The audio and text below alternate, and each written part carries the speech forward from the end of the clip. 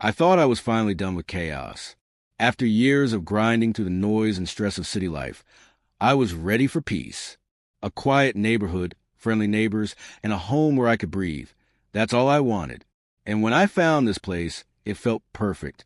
The house was cozy, with a wide front porch that got the perfect amount of morning sun. The yard was my pride and joy. Soft green grass bordered by a lush hedge that I'd planted myself. That hedge wasn't just a row of bushes.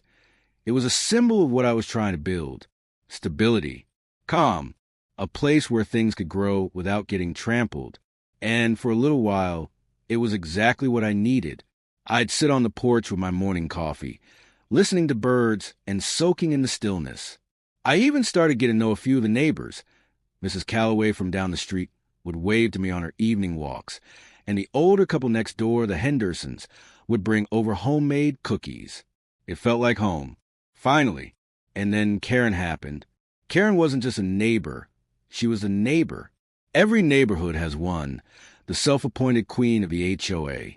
Perfectly styled blonde hair, designer sunglasses, and the kind of crisp, manicured smile that didn't quite reach her eyes. She had that air about her, like she was constantly looking for something to criticize. I had heard the stories, of course. Whispered complaint about unfair fines and strange rule violations that only seemed to apply to certain people. But I figure if I minded my business and stayed polite, I could avoid her radar. I was wrong. The first time it happened, I assumed it was an accident. I came outside one morning and noticed that part of my hedge was crushed, broken branches and scattered leaves littering the ground. I frowned, brushing my hand along the damaged edge. Maybe a delivery truck had backed up too far, or someone had clipped it while walking past. I fixed it as best I could, figuring it was a one-time thing. But 2 days later, it happened again. More crushed branches, more tire marks in the dirt. I started getting suspicious. Then one afternoon, I saw it with my own eyes. I was watering the lawn when Karen's oversized white SUV came rolling down the street. I watched as she drifted toward the curb, and then, with zero hesitation, rolled right over the edge of my hedge. My mouth fell open. "Hey!" I called out, waving my arm. Karen slowed down, lowered her sunglasses, and gave me a cool, detached look. "Karen," I said, walking toward her car. Her smile sharpened. And then she pressed on the gas, casually running over more of the hedge before driving off without a second glance. I stood there, stunned. My heart hammered against my ribs. That wasn't an accident. That was a message. I gave her the benefit of the doubt. Once. The next day, I caught her as she was getting out of her car, dressed in a crisp beige blazer, and those enormous sunglasses perched on her head like a crown. "Karen," I said, keeping my tone light. She turned, lifting an eyebrow. "Yes." "I think there's been some confusion. I started my hedge. You've run over a couple of times now. It's on my property, so if you could just—" "Oh, honey," she interrupted, laughing softly. "If it's in the way, maybe you should plant something more durable." I blinked. "It's not in the way. It's on my property." She tilted her head, her smile widening. "Well, maybe you should think about changing it anyway." And then she turned and walked off, her heels clicking sharply against the pavement. I stood there, my mouth opening and closing like an idiot, my hands curled into fists. It wasn't just arrogance. It was control. She wanted to make sure I knew where I stood. Beneath her, and she was just getting started. I decided to handle it the proper way. After all, that's what the HOA was for, right? I took pictures of the damage, documented the tire tracks and broken branches. I wrote up a formal complaint and submitted it to the HOA. 2 days later, I got a response. "Please ensure that all landscaping is properly maintained and does not obstruct community spaces." I read the letter 3 times, hoping I was misunderstanding it. But no, they were blaming me. Frustrated, I marched over to the HOA president's house. Mr. Fletcher, a thin, balding man with a permanently anxious expression, opened the door. "Mr. Fletcher," I said, holding up the letter. "What is this?" He adjusted his glasses. "Ah, well, Karen raised some concerns about the hedge's placement." I stared at him. "It's on my property." Yes, technically, he mumbled. But Karen mentioned that it could be considered a visual obstruction from a road. Are you serious? I cut in. He sighed. Look, Karen has a lot of influence with the board. So she's allowed to destroy my property? I'm not saying that. I'm just saying it might be easier if you considered alternative landscaping. My jaw tightened. I couldn't believe what I was hearing. Karen had them wrapped around her finger. They were too afraid to cross her, and I was paying the price for it. A week later, I was standing on my front lawn, watering the grass. When I heard the sound of an engine, my stomach tightened. Karen's SUV was coming down the street, slow and deliberate. Our eyes locked through the windshield. She smiled, and then she veered off the road. I watched helpless as the front wheel rolled straight into my hedge. I heard the sickening crack of branches snapping. Karen's window rolled down. Oops, she said, laughing. Guess you'll need to plant something tougher. I felt my face flush. My hands were shaking. She drove off, leaving behind a cloud of dust and crushed leaves. I stood there, heart pounding, my hands curled into fists. She wasn't going to stop. The HOA wasn't going to help. And that's when I realized I had been going about this all wrong. Karen thought she was untouchable. She thought I'd sit back and take it. But she was wrong. Because if Karen only understood power, then it was time to remind her exactly what that felt like. I sat on my porch that evening, nursing a cup of coffee that had long since gone cold. My hedge, my carefully cultivated, beautiful hedge, was a disaster. Broken branches, crushed leaves, and tire tracks dug into the dirt. Karen had done it again. And this time, I had watched her do it. She had made eye contact with me through the windshield, smiled, and then driven right over it. I stared at the mess, feeling that familiar burn of frustration creep up my spine. My jaw tightened. My hands curled around the mug until my knuckles ached. This wasn't just about the hedge anymore. Karen knew exactly what she was doing, and the fact that she enjoyed it, that smug little smile as she destroyed something I cared about, that's what pushed me over the edge. I took a shaky breath and set down the mug. My heart was racing. I knew what I had to do. Karen thought she was untouchable. She thought I'd keep standing there like a fool, picking up broken branches while she smiled from her fancy SUV. She was wrong. That night, I sat down at my desk with my laptop and started researching property laws, HOA regulations, landscaping strategies. I stayed up late, scrolling through forums and legal documents, piecing together the perfect solution. It had to be smart, legal, untraceable. And by the time the sun started creeping through the blinds the next morning, I had a plan. I smiled to myself as I shut my laptop. Karen was about to learn what consequences really felt like. The plan had to be subtle. If Karen suspected anything, she'd find a way to twist it in her favor. Or worse, get the HOA involved. So I started simple. I replanted the hedge, the same type of lush green shrubbery, but with one small difference. Underneath the soft greenery, I installed a hidden framework of steel spikes. Not the kind that would hurt anyone. I wasn't trying to cause real harm, but sharp enough to puncture a tire, solid enough to wreck an undercarriage. I called a friend who worked in landscaping to make sure everything was positioned correctly. The spikes were embedded at an angle, hidden beneath the leaves. From the street, it looked exactly like a regular hedge. But underneath, it was a quiet trap waiting for Karen's next misstep. I even installed a small, motion-activated camera tucked into my porch light, just in case Karen tried to play the victim later. After a full week of work, the hedge looked better than ever. Clean lines, vibrant green leaves. It was almost too perfect, and that's when I knew it was ready. I stood back, brushing my hands together and taking a deep breath. "Go ahead, Karen," I whispered to myself. "Make my day." It didn't take long. 3 days later, I was sitting on the porch with a fresh cup of coffee when I heard the unmistakable sound of Karen's SUV rounding the corner.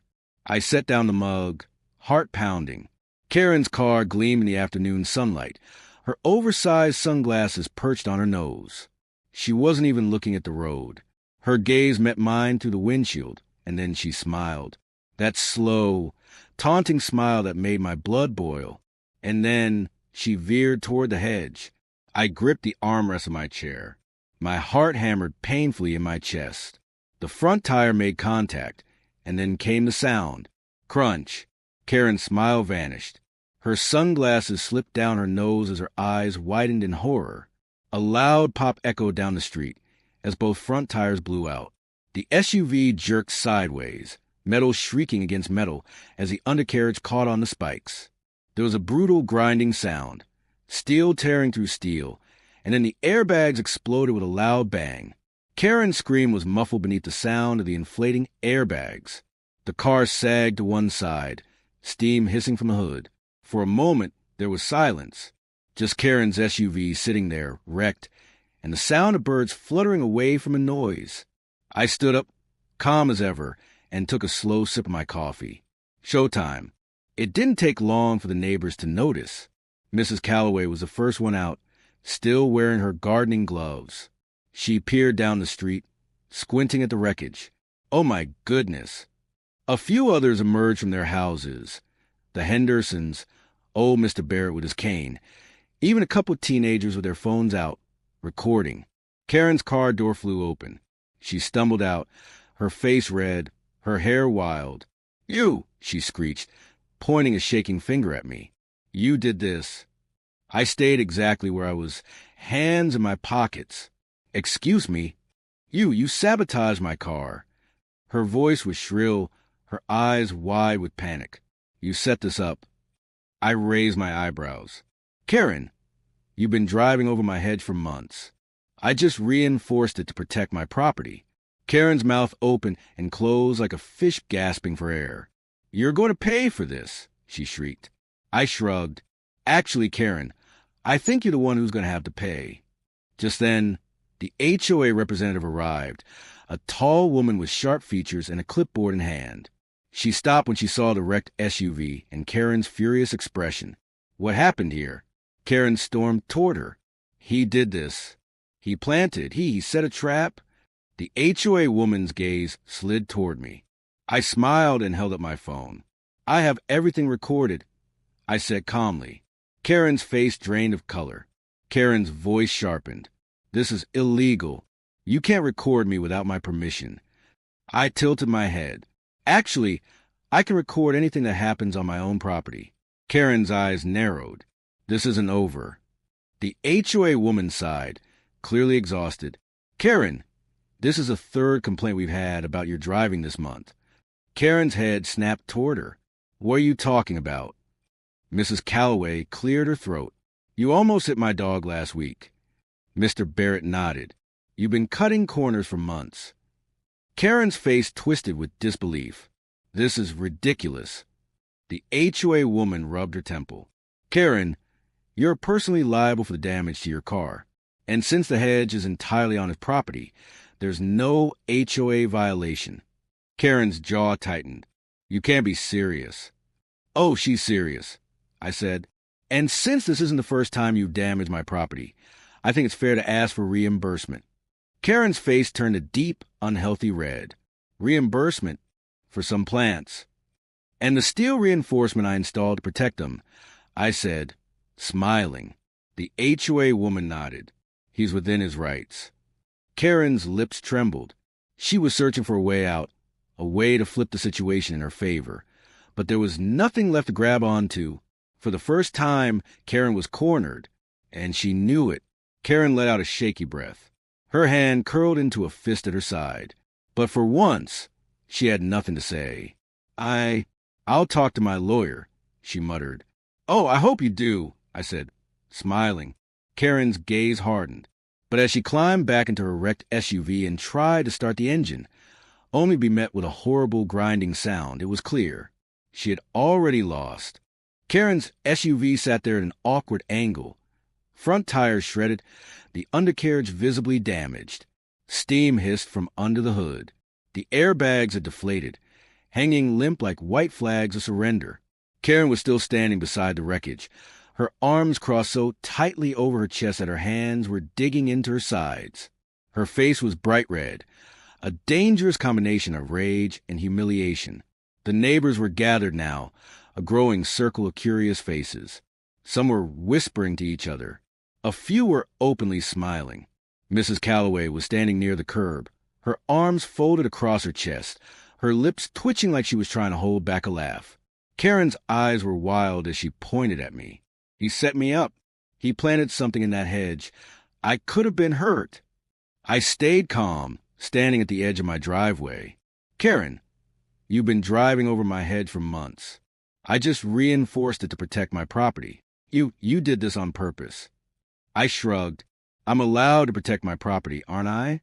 The HOA representative, a tall woman with sharp cheekbones and an even sharper glare, finally stepped forward, clipboard in hand. She looked at Karen's wrecked SUV, then at Karen herself. What happened here? The HOA woman asked. Karen's voice sharpened. He sabotaged my car. He set a trap. The HOA woman's gaze slid toward me. I held up my phone. I have everything on video, I said. Karen swerved off the road and drove straight into my hedge. Karen's face paled. That's illegal. It's not illegal to record activity on my own property, I replied calmly. The HOA woman sighed, rubbing her temple. Karen, this is the third complaint about your driving this month.